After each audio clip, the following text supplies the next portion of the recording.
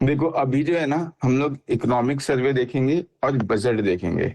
मैंने ऑलरेडी बता दिया कि एग्जामिनेशन पर्सपेक्टिव से जो कुछ भी इम्पोर्टेंट है या जिसका यूज हम लोग इकोनॉमिक एग्जाम में कर सकते हैं, बस वही चीजें हम लोग देखेंगे। मैंने पहले भी बता रखा है कि डेटा बहुत ज्यादा याद करने का जरूरत नहीं है, ना तो इकोनॉमिक सर्वे का ना ही बजट का। बहुत ज्यादा डेटा पे क्वेश्चंस नहीं आता है। क्लियर है? तो इन चीजों के पीछे में नहीं पड़ना है। हम लोग को बस देखना है यहाँ पे इकोनॉमिक सर्वे और बजट में कि इसका यूज हम लोग कैसे कर सकते हैं अपने आंसर राइटिंग वगैरह में। बजट्स वगैरह में जो इम्पोर्टेंट स्कीम्स वगैरह है उस पे क्वेश्चंस आता है, और बजट में जो मेन जो क्वेश्चन आता है वो तीन जगह से आता है। एक तो बजट में पहला क्वेश्चन आएगा क्या कि बजट का जो टर्मिनोलॉजीज वगैरह है वो सब क्या होता है। कैपिटल बजट, रिवेन्यू बजट, ये सब जो हो गया, capital receipt, revenue receipt, expenditure वगैरह सब जो है, ये सब का जो टर्मिनोलॉजी है, जो हम लोग अभी इकोनॉमी में जब बजट पढ़ेंगे तो वहां पे ये सब कुछ डिटेल में देखेंगे। क्लियर है? वो बहुत इंपॉर्टेंट पॉइंट है जहां से एग्जाम में पीटी में अक्सर क्वेश्चन आता है। इवन मेंस में भी क्वेश्चन आ रखा है उन सब के ऊपर। उसके बाद फिर जो है दूसरा क्वेश्चन आता है जो पॉलिटी से रिलेटेड है कि बजट जो है उसको प्रेजेंट करने का मतलब क्या प्रोसेस है।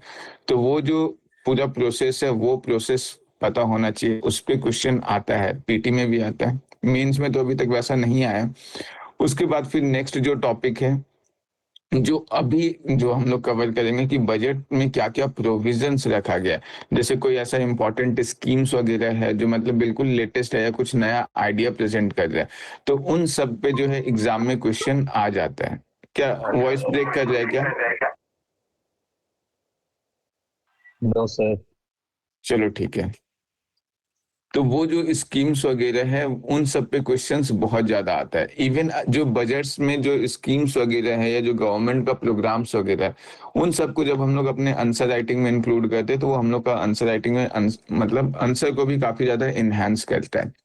अब देखो एक चीज और मैं बता देता हूँ। जैसे ये इकोनॉमिक सर्वे देखो यहाँ पे लिखा हुआ है क्या, ये अच्छा ये एक चीज गलत लिखा हुआ है। ये इकोनॉमिक सर्वे जो है अभी जो आया वो हमारा आया है 25-26 का। क्लियर है? 25-26 का। और जो बजट है वो आया है हमारा 26-27 का। तो ये चीज ध्यान में रखना, इकोनॉमिक सर्वे जो आता है ना वो हमेशा एक प्रिसीडिंग ईयर का होता है। मतलब प्रिसीडिंग ईयर नहीं बोल सकते, करंट ईयर का होता है। कि अभी जो फाइनेंशियल ईयर चल रहा है 2025-26, क्लियर है, 1 अप्रैल 2025 से लेकर के 31 मार्च 2026 का जो फाइनेंशियल ईयर चल रहा है उसका इकोनॉमिक सर्वे है। क्लियर है? लेकिन जो बजट आता है, बजट हमेशा आता है अगले साल का, कि अगले साल का जो खर्च करना है उसका मतलब क्या क्या हमारा बजट रहेगा, कितना पैसा किस जगह पे खर्च करना है। क्लियर है? क्या क्या गवर्नमेंट का योजना है, ये सारा चीज जो है ये सब कुछ हमारा बजट में रहता है। या फिर पहले जो हमारा खर्च था, जो हमने खर्च किया वो किस तरीके से किया है, उसका क्या प्रोग्रेस वगैरह देखने को मिला, वो सब है। इकोनॉमिक सर्वे जो है एक टाइप का, अगर सिंपल लैंग्वेज में बोलूं तो ये पूरा का पूरा एक सर्वे है।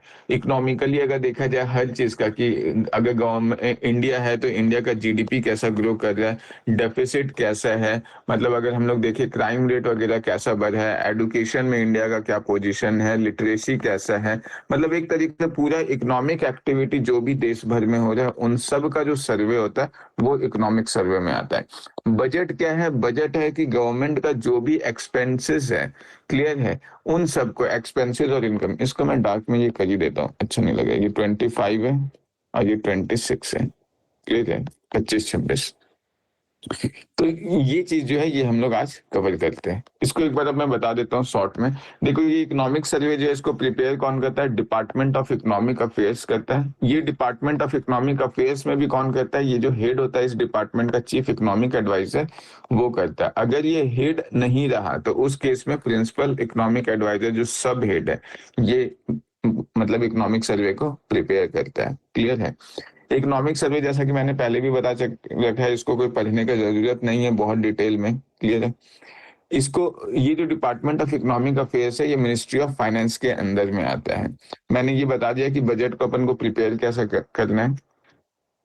टर्मिनोलॉजी वगैरह बहुत इंपॉर्टेंट है। बजट पास कैसे होता है पार्लियामेंट में, उससे बहुत ज्यादा मतलब क्वेश्चन आता है, बहुत ही ऑफन क्वेश्चन उससे पिक किया गया है।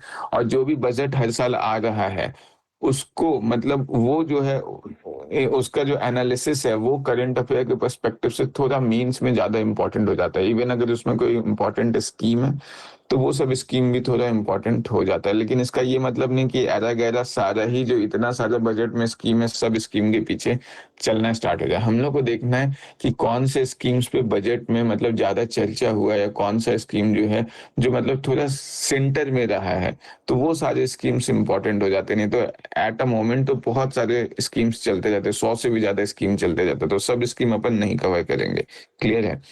तो देखो जो इकोनॉमिक सर्वे है ना, अब बजट में एक चीज और मैं बता देता हूँ। इकोनॉमिक सर्वे जो है वो पार्लियामेंट में फाइनेंस मिनिस्टर प्रेजेंट करती है ठीक बजट प्रेजेंट करने के एक दिन पहले। क्लियर है? अगर मतलब जैसे मैं बताऊं, ये जो है अगर सपोज कर लो बजट कल प्रेजेंट होगा तो इकोनॉमिक सर्वे जो है उससे एक दिन पहले ही जो है एक दिन पहले प्रेजेंट हो जाता है।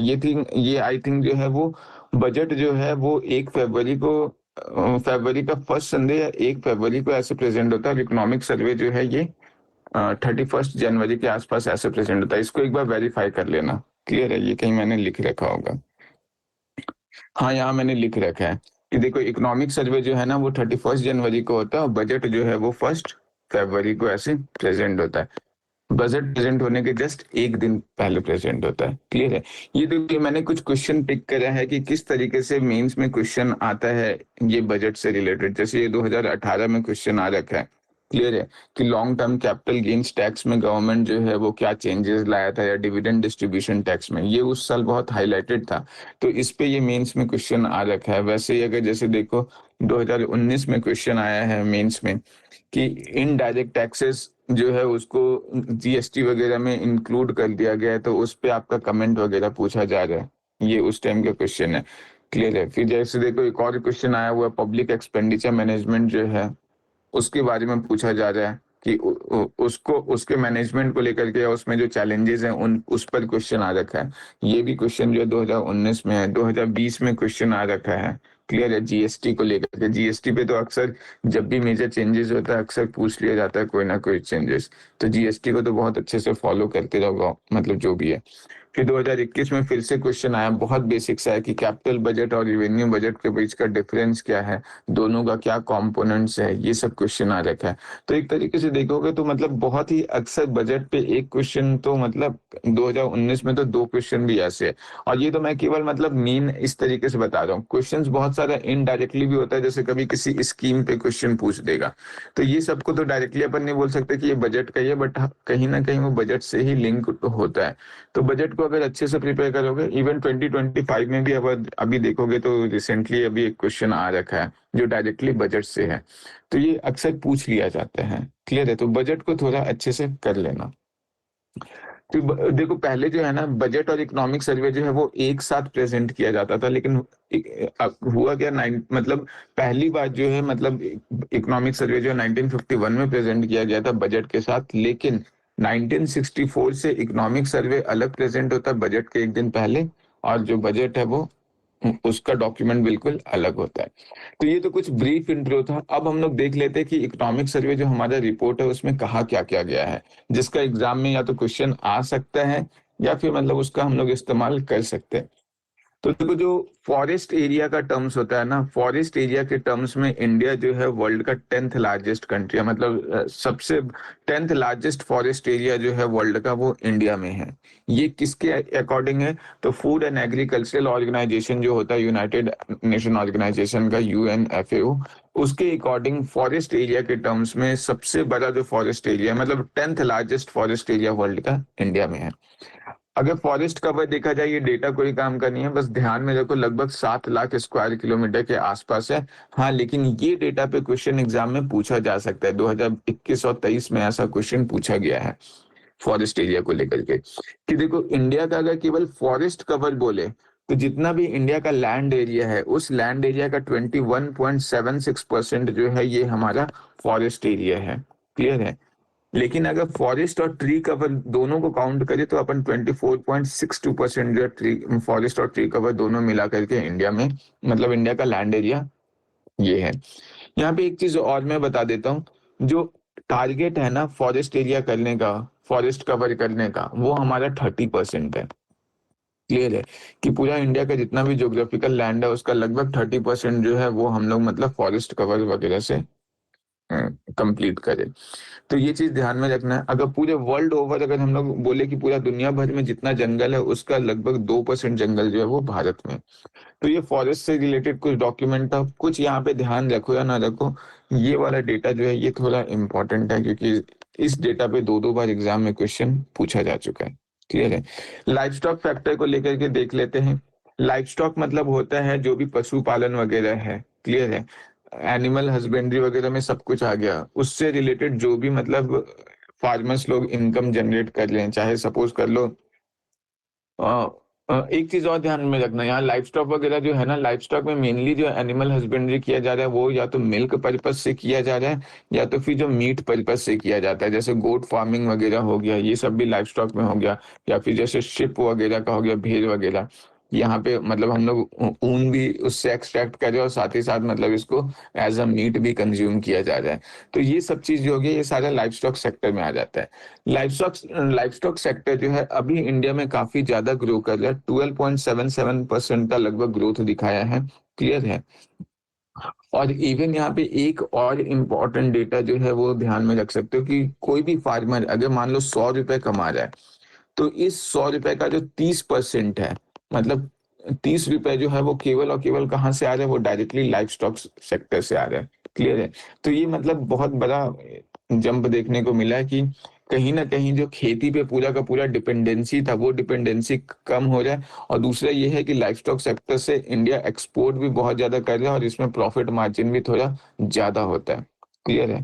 तो ये कहीं ना कहीं फार्मर्स के कॉन्टेक्स्ट से अच्छा है, ऑल्दो इन्वायरमेंट के कॉन्टेक्स्ट से, क्लाइमेट चेंज के कॉन्टेक्स्ट से लाइफ स्टॉक सेक्टर पे बहुत ज्यादा इन्वेस्ट करना उतना अच्छा नहीं माना जाता है। क्लियर है। खास करके मीट कंजम्पशन के पर्सपेक्टिव से अगर कुछ इंपॉर्टेंट डेटा अगर हम लोग देख ले, जो मिल्क प्रोडक्शन है तो इंडिया वर्ल्ड का लार्जेस्ट मिल्क प्रोड्यूसर है। एग प्रोड्यूसर के टर्म्स में इंडिया सेकंड लार्जेस्ट है। ये दोनों थोड़ा इंपॉर्टेंट डेटा टाइप है। मीट उतना ज्यादा इंपॉर्टेंट नहीं है, फोर्थ है। क्लियर है। फोर्थ लार्जेस्ट प्रोड्यूसर है मीट का। फिर देखो स्टार्टअप इकोसिस्टम, इसको अपन आंसर राइटिंग में यूज कर सकते हैं कि अगर स्टार्टअप, सबसे पहले मैं बता देता हूँ स्टार्टअप बोलते हैं किसको। स्टार्टअप बोलते हैं कोई भी ऐसा कंपनी है जो नया नया अभी खुला है, जिस मतलब 10 साल से ज्यादा पुराना नहीं है। क्लियर है। कि नया नया कोई कंपनी है जिसका टर्नओवर मतलब नेट जो वो सेल कर रहा है वो लगभग कितना का है, 100 करोड़ है। क्लियर है। कि पूरा जो टर्नओवर है, मतलब यहाँ पे अभी हम लोग टर्नओवर में मतलब बोल सकते हैं कि पूरा व्यापार, यहाँ पे हम लोग ये नहीं बोल रहे कि अपना प्रॉफिट 100 करोड़ का है। ध्यान में रखना प्रॉफिट 100 करोड़ का नहीं होना चाहिए, टर्नओवर 100 करोड़ का होना चाहिए। मतलब पूरा जो खरीद बिक्री वगैरह जो है, पूरा जो उसका व्यापार है वो 100 करोड़ का है।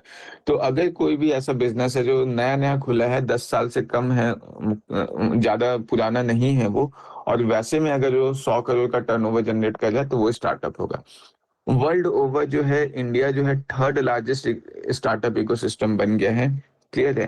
पहले रैंक पे यूएसए, सेकंड पे चाइना, थर्ड पे इंडिया। अगर 2016-17 में देखे तो इंडिया में लगभग टोटल 733 733 स्टार्टअप्स था। अभी अगर हम लोग देखें 2025 में तो लगभग 1,25,000 रिकॉग्नाइज्ड स्टार्टअप्स है। तो ये देखने को मिल रहा है कि कहीं ना कहीं जो स्टार्टअप्स है ये बहुत ज्यादा खुल रहे हैं और लोग जो है मतलब कहीं ना कहीं फॉरेन मार्केट भी इस चीज से अट्रैक्ट होगा, इंडिया में इन्वेस्ट करेगा, या इंडियंस भी जो है वो कहीं ना कहीं मतलब अब केवल जो जॉब सीकर वाला जो एटीट्यूड था उससे बाहर निकल करके जॉब गिवर्स के एटीट्यूड पे भी आ रहे हैं। तो ये भी एक तरह इंपॉर्टेंट डेटा है। ये डेटा तो बहुत ज्यादा इंपॉर्टेंट है। आई थिंक इस पे मेंस में क्वेश्चन भी आ सकता है या इंटरव्यू में तो पक्का पूछा जा सकता है कि इंडिया का जो टोटल फर्टिलिटी रेट है, देखो टोटल फर्टिलिटी रेट मैं बता देता हूँ। जैसे सपोज कर लो टोटल फर्टिलिटी रेट का मतलब है कि एक जो कपल है हस्बैंड एंड वाइफ, उससे नेक्स्ट जनरेशन में जो है वो मतलब कितने लोग आ रहे हैं। या सपोज कर लो मतलब इसको ऐसे भी कर सकते हैं कि एक माँ अपने पूरे लाइफ टाइम में कितने बच्चे जन्म देगी। तो वो जो है वो अब गिर करके मतलब आ गया है लगभग 1.9, जो कि मतलब माना जाता है कि अगर 2.1 हो तो 2.1 रिप्लेसमेंट लेवल होता है। मतलब अगर हर 200 कपल जो है वो 210 बच्चों को जन्म देते हैं तो इसको रिप्लेसमेंट लेवल माना जाता है कि मतलब फिर पॉपुलेशन जो है उसमें कोई भी बदलाव नहीं आएगा, मतलब जस का तस पॉपुलेशन रहेगा। क्लियर है। ये 10 जो है 10 हम लोग मार्जिन लेके चलते हैं कि मतलब किसी का ऐसे डेथ वेथ हो गया, कुछ ऐसा हो गया, लेकिन ऐसा माना जाता है कि अगर 200 में से मतलब 200 कपल जो है वो 210, या फिर ऐसे बोल सकते हैं 200 माँ जो है वो अपने लाइफ टाइम में 210 बच्चों को जो है जन्म देती है। सॉरी, 100 माँ ना, 100 माँ जो है वो 210 बच्चों को जन्म देती है। तो उस केस में हम लोग बोलेंगे क्या कि रिप्लेसमेंट लेवल है पॉपुलेशन की, मतलब पॉपुलेशन जो है वो जस का तस रहेगा। 100 माह मतलब क्या, 200 मतलब 100 कपल्स मतलब 200 लोग, समझ में आ रहा है। तो ये चीज ध्यान में रखना, इंडिया उस रिप्लेसमेंट लेवल से थोड़ा नीचे आ गया, 1.9 आ गया, मतलब इंडिया का पॉपुलेशन अब जो है वो डिक्लाइनिंग फेज में स्टार्ट हो रहा है। जो यूरोप वगैरह में हम लोग देखेंगे तो जैसे जापान हो गया, रशिया हो गया, फ्रांस हो गया, फिर मतलब जर्मनी हो गया, ये सारा पॉपुलेशन डिक्लाइनिंग फेज से गुजर रही है। इवन ऑस्ट्रेलिया वगैरह हो गया, इन सारे कंट्रीज में तो ऐसा हो रहा है कि मतलब ज्यादा से ज्यादा बच्चों करने के लिए मतलब जो गवर्नमेंट इंसेंटिव्स तक दे रहा है, क्लियर है। तो या फिर वीक हॉलीडेज वगैरह दे रहा है। बट इंडिया में जो है अभी क्या देखने को मिला है कि इंडिया में भी पॉपुलेशन डिक्लाइन जो है वो दिखना स्टार्ट हो गया। खास करके ये जो ट्रेंड है ना, ये मेनली साउथ इंडियन स्टेट्स में देखने को मिला है। कुछ स्टेट्स तो ऐसे हैं जहाँ पे पॉपुलेशन डिक्लाइन 1.2% तक जा चुका है। बट जो नॉर्थ इंडियन स्टेट्स है, जैसे यूपी हो गया, बिहार हो गया, एमपी हो गया, राजस्थान हो गया, बंगाल हो गया, बंगाल तो उतना नहीं, बट फिर भी बंगाल को भी इंक्लूड कर सकते हो, झारखंड, ये सब में पॉपुलेशन जो है उसमें बहुत ज्यादा डाउनवर्ड ऐसा ट्रेंड देखने को मिला नहीं है, क्लियर है, ये चीज ध्यान में रखना। तो यहाँ पे इस चीज को इंटरव्यू में भी इस टाइप से क्वेश्चन पूछा जा सकता है कि आपका क्या सोच है, क्या गवर्नमेंट को जो है वो मतलब अगर पॉपुलेशन डिक्लाइन कर जाए तो क्या मतलब आप इस पे क्या स्टेप लेना चाहोगे, या गवर्नमेंट को क्या करना चाहिए? क्या ये मतलब एक खतरे का घंटी है कि इंडिया को अपना पॉपुलेशन जो है वापस मतलब कंट्रोल करना चाहिए कि और ना घटे, क्लियर है। तो देखो मेरा ऐसा मानना है कि इंडिया का पॉपुलेशन डेंसिटी ऑलरेडी बहुत ज्यादा हाई है, क्लियर है। मतलब अगर इंडिया में देखा जाए तो लगभग हर एक स्क्वायर किलोमीटर में 440 लोगों के आसपास रहते हैं, जो चाइना में जो है सिर्फ 150 लोग हैं हर एक स्क्वायर किलोमीटर पे, और जो यूएसए उसमें सिर्फ 30-35 लोग हैं हर एक स्क्वायर किलोमीटर पे। तो इंडिया जो है ऑलरेडी पॉपुलेशन डेंसिटी में बहुत ज्यादा आगे है। तो अभी अगर कुछ पॉपुलेशन हम लोग का मतलब जो टोटल फर्टिलिटी रेट थोड़ा कम जाता है तो वो जाना जरूरी भी है, क्योंकि इंडिया ऑलरेडी मतलब जो लेवल है उससे बहुत आगे है। तो मुझे लगता है कि ये जैसा चल रहा है उसको चलते रहना देना चाहिए। सबका अपना अपना टेक होता है, बट आई थिंक ये वाला जो टॉपिक है उस पे या तो मेंस में एक क्वेश्चन बन सकता है, क्लियर है, या इंटरव्यू में हो सकता है, पीटी में भी एमसीक्यू में ऐसा पूछ दे, क्योंकि ये चीज को लेकर के बहुत डिबेट वगैरह भी हुआ और ये इस पे एडिटोरियल्स भी बहुत आया था मैं जब पढ़ रहा था, क्लियर है। फिर इन्फेंट मोर्टेलिटी रेट देखो, इसमें इंडिया बहुत इम्प्रूव किया है कि हर 1000 जो बच्चा जन्म लेता है उसमें से जो डेथ है केवल 25 बच्चे का हो रहा है। पहले जो है ये नंबर बहुत ज्यादा होता था, 80, 90, 100 ऐसे पहुंच जाता था, लेकिन इंडिया इस चीज को बहुत ज्यादा कंट्रोल किया कि हर 1000 लाइव बर्थ्स में से अभी केवल 25 ही बच्चों का डेथ हो रहा है। तो ये एक अच्छा साइन है, एक अच्छा अचीवमेंट है, क्लियर है। फिर अगर सेक्टोरल ग्रोथ देखें कि जैसे हम लोग देखते हैं प्राइमरी सेक्टर, मैन्युफैक्चरिंग सेक्टर, ये सब, तो ये सेक्टोरल ग्रोथ अगर हम लोग देखें तो देखो जो सर्विस सेक्टर है इसमें सबसे ज्यादा ग्रोथ देखने को मिला है, 9.1% से इंडिया जो है ग्रो कर रहा है। इवन बोला भी जाता है कि सर्विस सेक्टर जो है मतलब वो इंडिया का एक तरीके से जीडीपी को बहुत स्ट्रांगली होल्ड करके रखा हुआ है, क्लियर है। इंडिया मतलब अभी मैक्सिमम लोग जो एम्प्लॉयड है वो सर्विस सेक्टर तरफ ही थोड़ा ज्यादा इंक्लाइंड रहते हैं, क्लियर है। तो उसमें ग्रोथ देखने को मिला, ये अच्छी बात है। बट दुख की बात यह है कि जो हमारा मैन्युफैक्चरिंग सेक्टर है उसमें हम लोग बहुत पीछे हैं। कोई भी कंट्री तब तक डेवलप नहीं हो सकता जब तक वो मैन्युफैक्चरिंग सेक्टर में बहुत आगे ना जाए, क्लियर है। मतलब ऐसा नहीं है कि मतलब कोई फिक्स्ड ऐसा रूल ही है, बट मैन्युफैक्चरिंग सेक्टर में जब तक हम लोग आगे नहीं आएंगे तब तक हम लोग गुड्स और सर्विसेज बहुत ज्यादा, खास करके जो गुड्स है, गुड्स बहुत ज्यादा मैन्युफैक्चर नहीं करेंगे, और जब तक गुड्स बहुत ज्यादा मैन्युफैक्चर नहीं करेंगे तब तक हम लोग का एक्सपोर्ट जो है गुड्स के टर्म्स में बहुत ज्यादा होगा नहीं। और दूसरा क्या है कि मैन्युफैक्चरिंग सेक्टर अगर ग्रो करता है ना बहुत ज्यादा, तो सबसे ज्यादा जो एम्प्लॉयमेंट जनरेशन कैपेसिटी है तीनों में, एक तो हमारा एग्रीकल्चरल सेक्टर हो गया, एक मैन्युफैक्चरिंग सेक्टर हो गया, और तीसरा सर्विसेज। तो तीनों में सबसे ज्यादा जो एम्प्लॉयमेंट जनरेशन कैपेसिटी होता है वो मैन्युफैक्चरिंग सेक्टर में ही होता है। याद करो इंडस्ट्रियलाइजेशन वगैरह ये सब का पीरियड, सबसे ज्यादा लोगों को नौकरी मैन्युफैक्चरिंग सेक्टर दे सकता है, पोटेंशियल सबसे ज्यादा इसी में है, क्लियर है? तो इसमें अभी भी हम लोग कोई बहुत अच्छा इम्प्रूवमेंट नहीं दिखा रहे, तो ये चीज़ बस ध्यान में रखना, अपन आंसर राइटिंग वगैरह में यूज़ कर सकते हैं, कि जब हम लोग बात करें कि इंडिया ग्रो कैसे करेगा या क्या करना चाहिए, तो उसमें हम लोग बता सकते हैं मैन्युफैक्चरिंग सेक्टर अभी भी बहुत ज़्यादा कोई अच्छा ग्रो नहीं कर रहा है। क्लियर है? तो ये चीज़ ध्यान में रखना है। इवन देखो एक और अच्छा डेटा यहाँ पे बता सकता हूँ कि जो सर्विस सेक्टर जो है, ये भले 9% से ग्रो कर रहा है, इसका जो जीडीपी में कंट्रीब्यूशन है वो लगभग 55% है। मतलब अगर इंडिया जो है वो 100 रुपए टोटल कमा रहा है, तो उस 100 रुपए में से 55 रुपए जो है वो केवल सर्विस सेक्टर ही कमा करके दे रहा है। क्लियर है? तो ये चीज़ ध्यान में रखना। इस डेटा को भी आंसर राइटिंग में यूज़ कर सकते हो कि मैन्युफैक्चरिंग सेक्टर 4% से ग्रो कर रहा है, लेकिन इकोनॉमिस्ट ये सजेस्ट करते हैं कि मैन्युफैक्चरिंग सेक्टर को एनुअली 12 से 15% से ग्रो करना चाहिए। तब जाकर के इंडिया जो है वो मतलब थोड़ा डेवलप्ड वाला फेज़ में आएगा। जब तक मैन्युफैक्चरिंग सेक्टर स्ट्रॉन्ग नहीं होगा, तब तक इकोनॉमी का स्ट्रॉन्ग होना थोड़ा मतलब मुश्किल है। तब तक वो हमेशा दूसरे इकोनॉमीज़ पे ज़्यादातर डिपेंडेंट रहेगा। क्लियर है? फिर देखो एग्रीकल्चर सेक्टर का अगर ग्रोथ देखें, तो एग्रीकल्चर सेक्टर भी जो है वो ग्रो किया है, लगभग 3.1% का ग्रो दिखाया है। क्लियर है? इसका ये 3.1% ग्रोथ दिखाने का एक रीजन ये है कि मॉनसून थोड़ा फेवरेबल है, और जो लाइफ स्टॉक सेक्टर हो गया, जैसा कि अभी हम लोग देखें लाइफ स्टॉक सेक्टर में इंडिया ग्रो कर रहा है। फिर इवन जो फिशिंग एक्टिविटी वगैरह सब है, ये सब में इंडिया थोड़ा अभी ग्रोथ दिखाया है। तो इसकी वजह से एग्रीकल्चरल सेक्टर में हम लोग को ग्रोथ देखने को मिलता है। क्लियर है? और एग्रीकल्चर सेक्टर में ग्रोथ देखने को मिल रहा है, तो ये कहीं ना कहीं पॉजिटिव साइन भी है कि इंडिया का जो एग्रीकल्चर है वो धीरे धीरे मॉडर्नाइज होते जा रहा है। टैक्स कलेक्शन जो है ये बढ़ रहा है, 8.82% हो गया। देखो टैक्स कलेक्शन जो है वो जनरली बढ़ता ही है जब तक इन्फ्लेशन रहेगा। हम लोग देखे थे कल के इन्फ्लेशन जो है उसका टैक्स पे क्या असर होता है, तो उस लेक्चर में हम लोग देखे थे कि इन्फ्लेशन जब भी होगा तो गवर्नमेंट का टैक्स कलेक्शन थोड़ा बढ़ जाता है। जरूरी नहीं कि केवल इन्फ्लेशन की वजह से ही ये टैक्स कलेक्शन बढ़ा हो।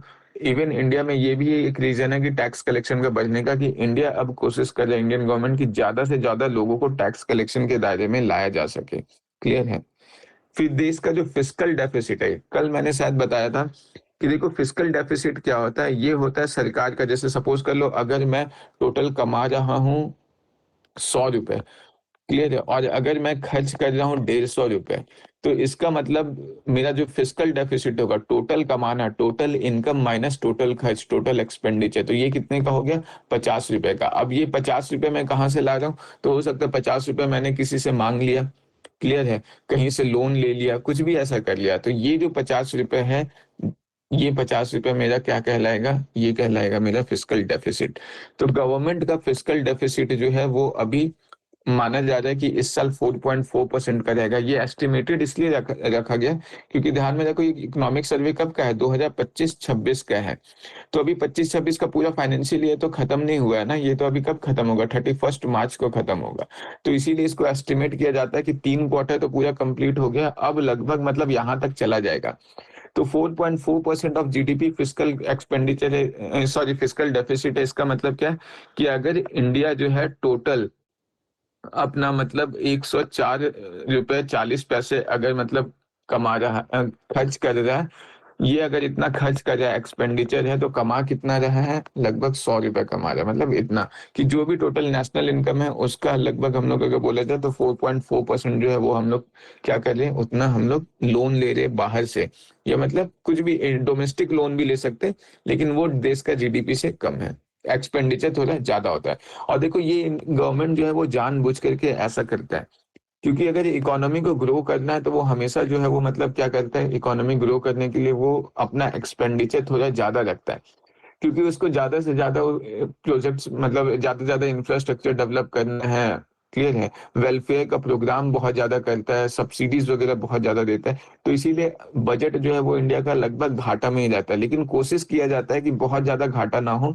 तो ये फिस्कल डेफिसिट कम करने का हमेशा ये एक टारगेट रहता है। क्लियर है? नेचर ऑफ एम्प्लॉयमेंट अगर देखा जाए, तो इंडिया का जो वर्क फोर्स है वो टोटल 56.5 करोड़ का पॉपुलेशन है। मतलब सोचो इतना ज्यादा, तो कितने सारे कंट्रीज का मतलब, अगर हम लोग चाइना को हटा दे तो इतना ज्यादा तो किसी का पॉपुलेशन भी नहीं है जितना इंडिया का वर्क फोर्स है। वर्क फोर्स का मतलब क्या? वो लोग जो या तो जॉब कर रहे हैं या फिर मतलब अभी रिसेंटली जॉब छोड़े हैं और जॉब कोई दूसरा जॉब ढूंढ रहे हैं, या तो फिर वो लोग जो मतलब एक्टिवली जॉब ढूंढ रहे कि मुझे जॉब चाहिए, भले वो जॉब अभी ना कर रहे हो बट वो जॉब के तलाश में है, तो उसको हम लोग वर्क फोर्स बोलते हैं। तो इंडिया का जो वर्क फोर्स है वो 56.5 करोड़ है। ये बहुत बड़ा पॉपुलेशन है। मतलब इतना में तो इंडिया को रियली में चांद छू जाना चाहिए, जितना बड़ा पॉपुलेशन वर्क फोर्स है इंडिया का। बट दिक्कत का बात क्या है कि इंडिया जो है कहीं ना कहीं इतना बड़ा वर्क फोर्स अनस्किल्ड है। स्किल्ड बहुत ज्यादा नहीं है, टेक्नोलॉजी प्रॉपर नहीं है, ट्रेनिंग बहुत अच्छा नहीं है, तो जिसकी वजह से बहुत ज्यादा मतलब ऐसा कोई करिश्मा नहीं कर पा रहा है, बट करना चाहिए। क्लियर है। जिसमें से इतना बड़ा जो पॉपुलेशन है 56.5 करोड़ का, ये इस पे भी क्वेश्चन आ रखा है। ये डेटा पे क्वेश्चन ध्यान में रखना, ये डेटा कोई काम का नहीं है, ये क्वेश्चन में नहीं आएगा। बट आपको ये पता होना चाहिए सीक्वेंस कि इंडिया में सबसे ज्यादा जो पॉपुलेशन है ये जो एग्रीकल्चरल सेक्टर है। क्लियर है। ये 56.5 करोड़ पॉपुलेशन जो इंडियन वर्कफोर्स है उसका लगभग 42.4% वर्कफोर्स जो है वो एग्रीकल्चरल सेक्टर में है। सर्विस सेक्टर में 28.9% है, सेकंड रैंक पे आता है। और थर्ड रैंक पे मैन्युफैक्चरिंग सेक्टर है, और लास्ट में जो है कंस्ट्रक्शन सेक्टर है। क्लियर है। ये चीज ध्यान में रखना। इसमें भी देखो ये जो टोटल इंडियन वर्कफोर्स है ना, इस इंडियन वर्कफोर्स का 57% वर्कफोर्स ऐसा है जिन लोगों का खुद का बिजनेस है। खुद का बिजनेस मतलब क्या, इसमें सारा बिजनेस इंक्लूड हो जाता है। जैसे सपोज कर लो कि कोई ठेला चला रहा है, तो वो भी क्या है, सेल्फ एम्प्लॉयड है, तो उस टाइप का बिजनेस। कोई दुकान खोले हुए है, क्लियर है, ओन दुकान खोले हुए मतलब शॉपकीपर है, इस टाइप का। या कोई वेजिटेबल बेच रहा है, तो ये सब जो है ये सेल्फ एम्प्लॉयड टाइप आ जाते हैं। तो ये सब जो 57% वर्कफोर्स ऐसा है जिन लोगों का खुद का अपना बिजनेस है। और लगभग 21% वर्कफोर्स ऐसा है जिन लोग सैलरीड एम्प्लॉयज है। क्लियर है। सैलरीड एम्प्लॉयज है मतलब उन लोग मंथली कहीं से पैसा ऐसे उठा रहा है। ये चीज ध्यान में रखना। देखो पॉजिटिव साइन एक चीज और है, लगभग 2022 तक खास करके ऐसा देखा गया था कि 1990 से लेकर के लगभग 2021-22 के आसपास ऐसा देखा जा रहा था कि जो female labour force participation rate है वो कुछ बहुत ज्यादा खास इंप्रूवमेंट नहीं दिखा रहा था। इवन बहुत जगह फॉल भी देखने को मिला था। लेकिन अभी ये थोड़ा पटरी पे आ रहा है कि जो female labour force participation rate है वो जो है वो अभी बढ़ा है, 35.3% हो गया है दिसंबर 2025 के डेटा के अकॉर्डिंग। क्लियर है। और ये जो ग्रोथ हुआ ये चीज भी ध्यान में रखो, इसका भी आंसर राइटिंग में इस्तेमाल कर सकते हो या सोसाइटी के आंसर्स में इस्तेमाल कर सकते हो कि ये जो ग्रोथ हुआ है female labour force participation rate का, ये मेनली रूरल एम्प्लॉयमेंट की वजह से हुआ है कि जो रूरल वुमेन्स है उन लोग ज्यादा मतलब उन लोग का लेबर फोर्स में पार्टिसिपेशन ज्यादा है as compare to urban women. Clear है। हम लोग को ऐसा लगता है कि अर्बन वुमेन जो है वो ज्यादा इंडिपेंडेंट है as compare to rural women, but true picture ये है कि रूरल वुमेन जो है उन लोग का भागीदारी लेबर फोर्स में वो ज्यादा होता है। इवन एग्जाम में इस टाइप का एक बार मेंस में क्वेश्चन भी आ रखा है कि जो शेड्यूल्ड ट्राइब्स हैं उनमें जो वुमेन्स का जो मतलब ओहदा है वो नॉर्मली जो बाकी जो हिंदुइज्म का कास्ट है या बाकी जो लोग हैं उसमें मतलब ह्यूमन वुमेन्स का कंडीशन थोड़ा बैकवर्ड है। क्लियर है। बट शेड्यूल्ड ट्राइब्स में वो कॉम्परेटिवली थोड़ा ज्यादा एम्पावर्ड है, तो उस पर क्वेश्चन भी आ रखा था। वैसे ही यहाँ पे मैं ये चीज बता दे रहा हूँ कि ये चीज देखो, ये चीज ध्यान में रखना कि वुमेन्स जो है या रूरल एरियाज में उनका लेबर फोर्स में पार्टिसिपेशन रेट थोड़ा ज्यादा है एज कॉम्पेयर टू जो हम लोग का अर्बन एरियाज में देखने को मिलता है। क्योंकि अर्बन एरियाज में तुम्हें देखने को मिलेगा ये बहुत कम ऐसा होता है कि हस्बैंड वाइफ दोनों एम्प्लॉयड है। जनरली जो है हस्बैंड एम्प्लॉयड होता है। हाँ ये है कि वुमेन्स को वहां पे थोड़ा ज्यादा फ्रीडम होता है, ये जो सोसाइटी का तामझाम है उन चीजों से। क्लियर है कि वो शॉपिंग करने जा सकते हैं, घूम सकते हैं, ये सब चीज बहुत सारा जो रूरल एरियाज में कुछ हद तक रिस्ट्रिक्टेड है। लेकिन ये चीज है मतलब ये कहीं ना कहीं जो एमसीक्यूज वगैरह में अगर ऐसा आ जाए तो दिमाग में सीधा स्टक करेगा कि वुमेन लेबर फोर्स पार्टिसिपेशन तो अर्बन एरियाज में ज्यादा बढ़ा होगा, बट बढ़ा ज्यादा रूरल एरियाज में। क्लियर है। अनएम्प्लॉयमेंट रेट का मतलब होता है बेरोजगारी दर। क्लियर है। देखो ये अनएम्प्लॉयमेंट लेबर ये जो अनएम्प्लॉयमेंट रेट जो है ना इसका डेफिनेशन क्या होता है, इसका मतलब होता है कि कितने परसेंटेज ऑफ लेबर फोर्स ऐसे हैं जो जॉबलेस हैं। मतलब जैसे सपोज कर लो टोटल अगर भारत का लेबर फोर्स जो है वो अभी हम लोग मान लो 100 लोगों का है। ये 100 लोगों में से लगभग 5 लोग अगर ऐसे हैं जो जिनके पास नौकरी है ही नहीं या नौकरी के तलाश में है, तो वो क्या कहलाएगा, वो बेरोजगारी का वो मतलब 5% जो है यहाँ पे हम लोग का अनएम्प्लॉयमेंट रेट कहला जाएगा। क्लियर है? देखो इंडिया के केस में अनएम्प्लॉयमेंट रेट 4.8% है। देखने में ये बहुत ज्यादा नहीं लगेगा, हालांकि ये अनएम्प्लॉयमेंट रेट थोड़ा घटा है। कोविड के टाइम में ये बहुत ज्यादा बढ़ गया था, 7-8% चला गया था। अभी ये थोड़ा सही हुआ है, थोड़ा सुधार हुआ है, तो 4.8% है। ये देखने में कम लगेगा, लेकिन अगर ये 4.8% ये इतने बड़े पॉपुलेशन का अगर हम लोग करें 56.5 करोड़ का, तो बहुत बड़ा संख्या, बहुत करोड़ों में इतना बड़ा आबादी ऐसा है जो बेरोजगार है। तो ये कहीं ना कहीं मतलब एक बहुत ही डिफिकल्ट सिनेरियो पैदा कर देता है। क्लियर है? और इसमें भी अनएम्प्लॉयमेंट जो है, बेरोजगारी जो है, वो देखो ज्यादा हम लोग को शहरों में देखने को मिलता है कि शहर में बेरोजगारी ज्यादा है 6.7%। रूरल एरियाज में बेरोजगारी जो है वो थोड़ा कम है, क्योंकि यहाँ पे लोग छोटा ही काम सही, लेकिन कोई ना कोई अपना नौकरी कर रहा है और कहीं ना कहीं सेटल्ड है।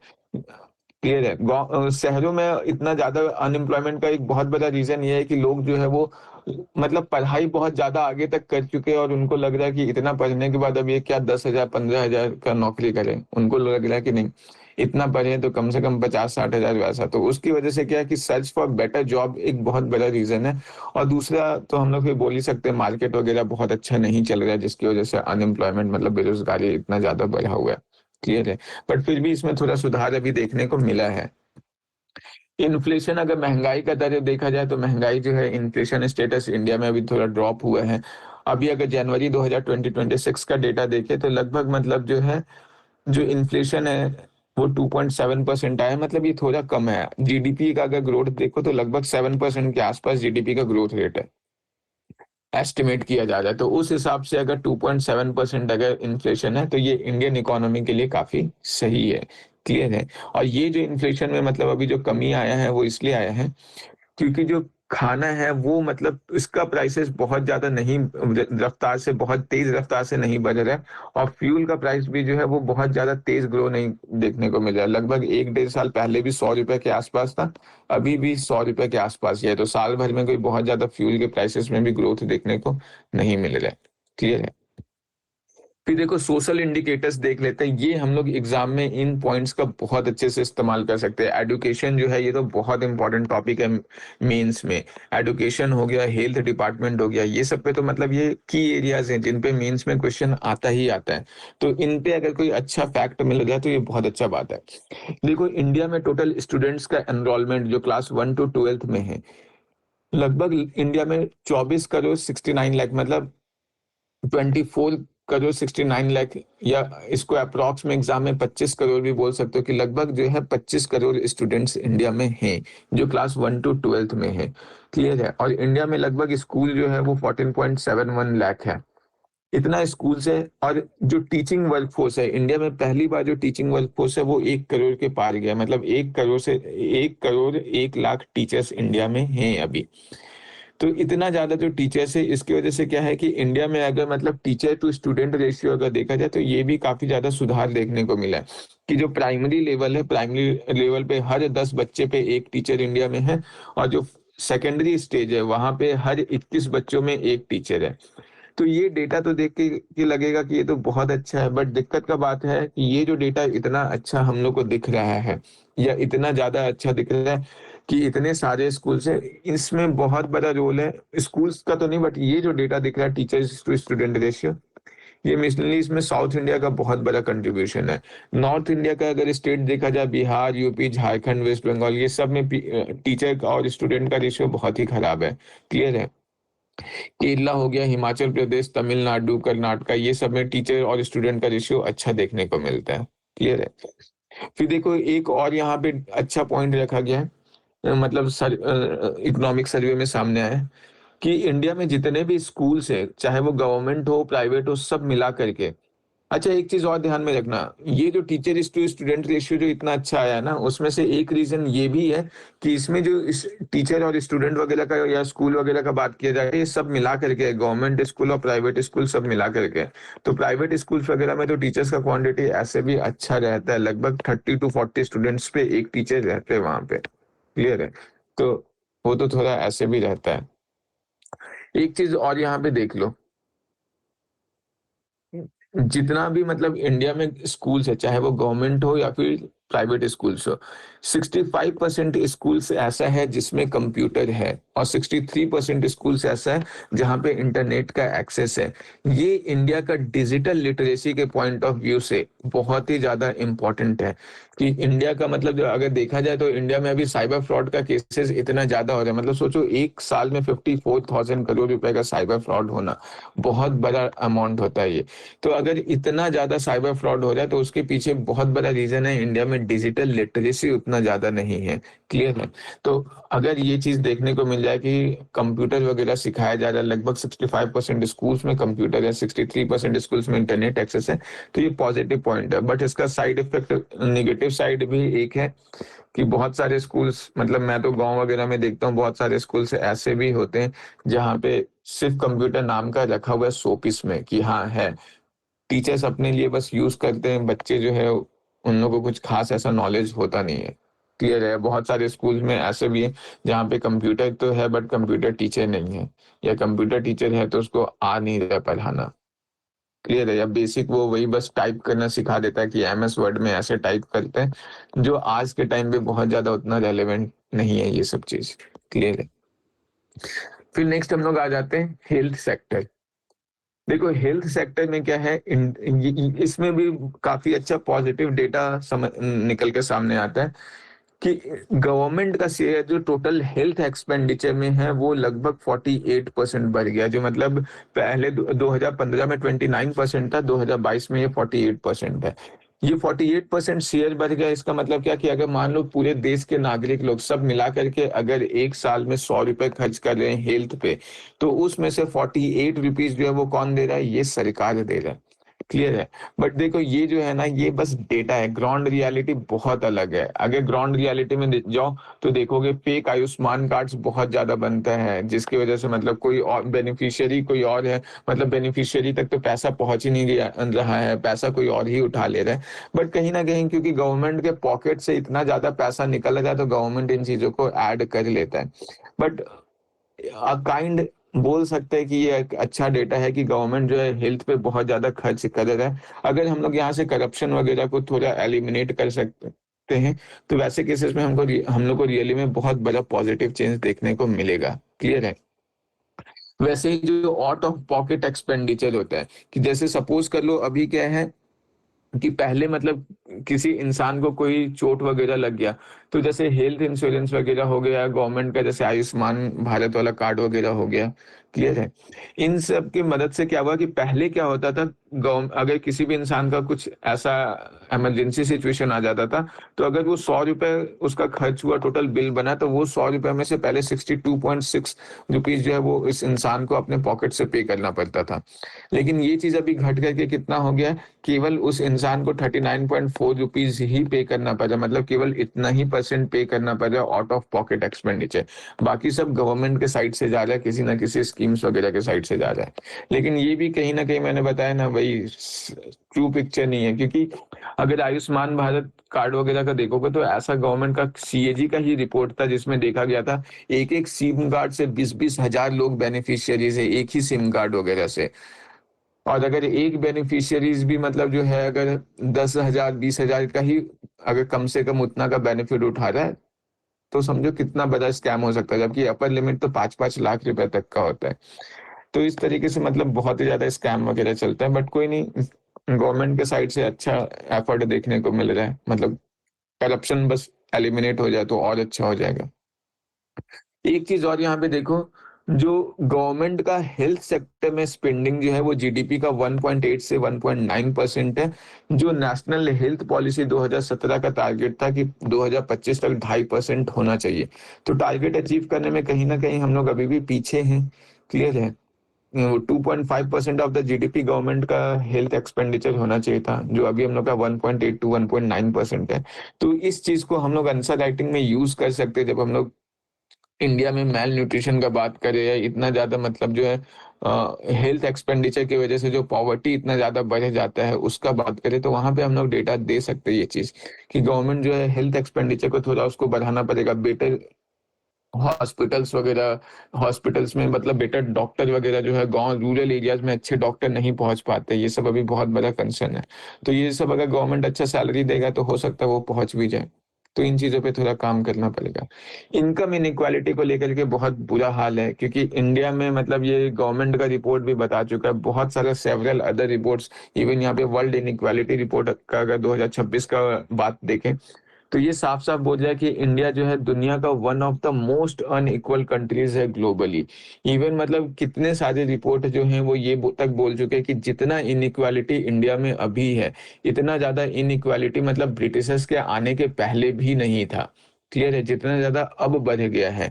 इनकम इनइक्वालिटी बहुत ज्यादा बढ़ गया, और ये जो इनकम इनइक्वालिटी का जो रफ्तार है, खास करके जो ग्लोबलाइजेशन हुआ 1991%, एलपीजी जो रिफॉर्म हुआ इसके बाद से ये बहुत ज्यादा हो गया है कि अमीर जो है वो और भी ज्यादा अमीर बनता जा रहा है, गरीब जो है वो और भी ज्यादा गरीब बनता जा रहा है। यहाँ पे हम लोग को लगेगा कि हम लोग का फैमिली का स्टेटस तो पहले से थोड़ा बेटर हो गया, बट यहाँ पे दिक्कत का बात यह है ना कि हल्का भी एक हेल्थ इमरजेंसी किसी परिवार में आता है तो वो हेल्थ मतलब वो परिवार जो फाइनेंशियली इतना आगे आया था वो तुरंत बीपीएल में आ जाता है, बिलो पॉवर्टी लाइन में आ जाता है।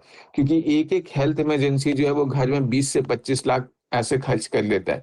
और वैसे में होता क्या है कि जितना भी इतना धन संपत्ति कोई फैमिली कमाया था सब तुरंत बिक जाता है। तो ये जो है इनकम इनइक्वालिटी इंडिया में बहुत ही ज्यादा बढ़ गया। मतलब इवन अगर डेटा देखो तो जो भी टोटल इनकम है, नेशनल इनकम जितना भी है उसका 58% जो है केवल मतलब 10% लोग ही कमाते हैं नेशनल इनकम। क्लियर है, जो बॉटम के 50% लोग हैं वो केवल नेशनल इनकम में उनका 15% ही का मतलब योगदान है। मतलब एक तरीके से ऐसा बोला जाए कि अगर इंडिया का नेशनल इनकम 100 रुपए का है तो केवल 10 लोग जो है इन लोग मिलकर 58 रुपीज कमा रहे हैं, और 50 लोग मिलकर के केवल 15 रुपए कमा रहे हैं। मतलब इतना बुरा हाल है। तो ये चीज जो है ये सही डेटा नहीं है। जितना ज्यादा इनकम इनइक्वालिटी होगा किसी कंट्री में, उस कंट्री में हम लोग को देखने को मिलता है उतना ज्यादा करप्शन होता है, उतना ज्यादा क्राइम होता है, उतना ज्यादा लॉ एंड ऑर्डर का सिचुएशन वायलेट होता है। ये सारा चीज हम लोग लिंक कर सकते हैं। तो जब भी मतलब अगर आंसर राइटिंग करें और वहां पे हम लोग करप्शन से रिलेटेड केसेस देखें, क्राइम से रिलेटेड, लॉ एंड ऑर्डर से रिलेटेड, या फिर ये जो कम्युनलिज्म होता है या जो दंगा उंगा भड़कता है, ये सब जो है जो भी कंट्री जितना ज्यादा मतलब इनइक्वल होगा उस कंट्रीज में उतना ज्यादा ये सब देखने को मिलेगा। जैसे अभी देखो नेपाल का प्रोटेस्ट बहुत बड़ा रीजन था, इनइक्वालिटी बहुत ज्यादा था। श्रीलंका का प्रोटेस्ट के पीछे इनइक्वालिटी ज्यादा था। क्लियर है, तो ये सब चीज बहुत बड़ा रीजन है।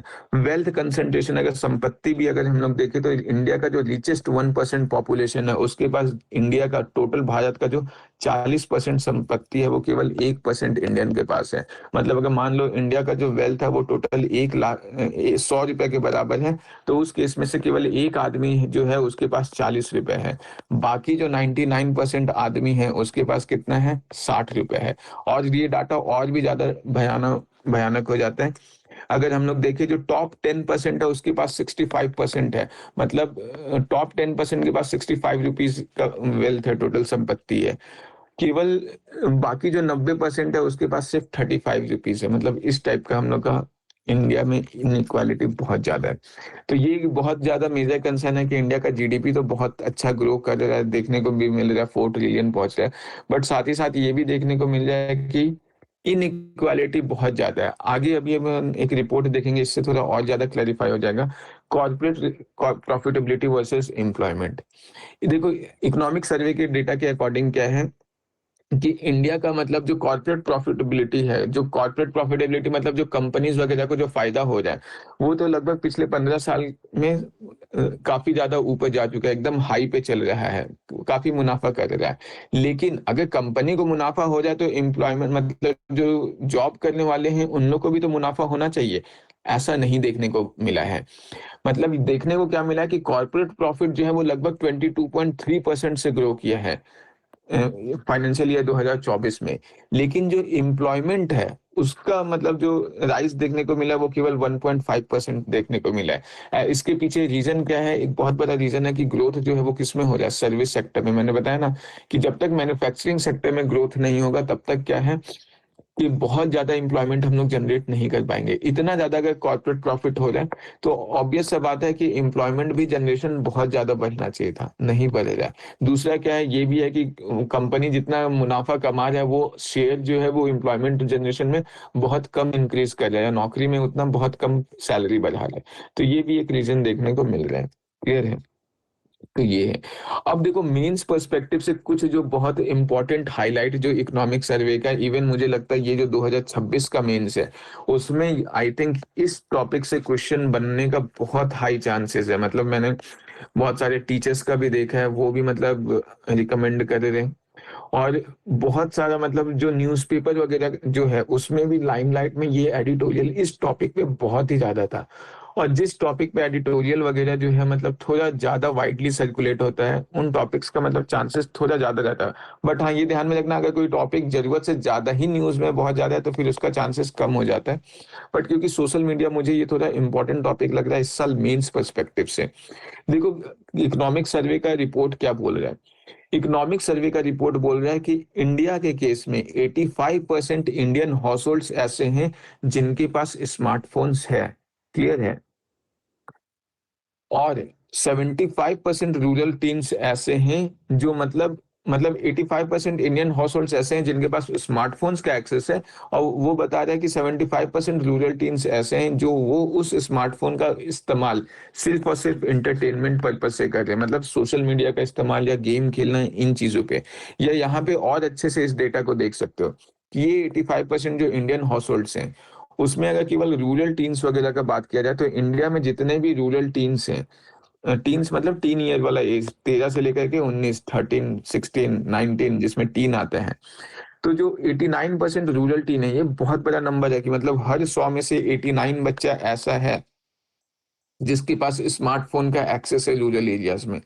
लेकिन इसमें से क्या हो रहा है कि 75% रूरल बच्चा ऐसा है जो स्मार्टफोन का इस्तेमाल मुख्यतः प्राइमरली केवल और केवल किस लिए कर रहा है, सोशल मीडिया और इंटरटेनमेंट के लिए कर रहा है।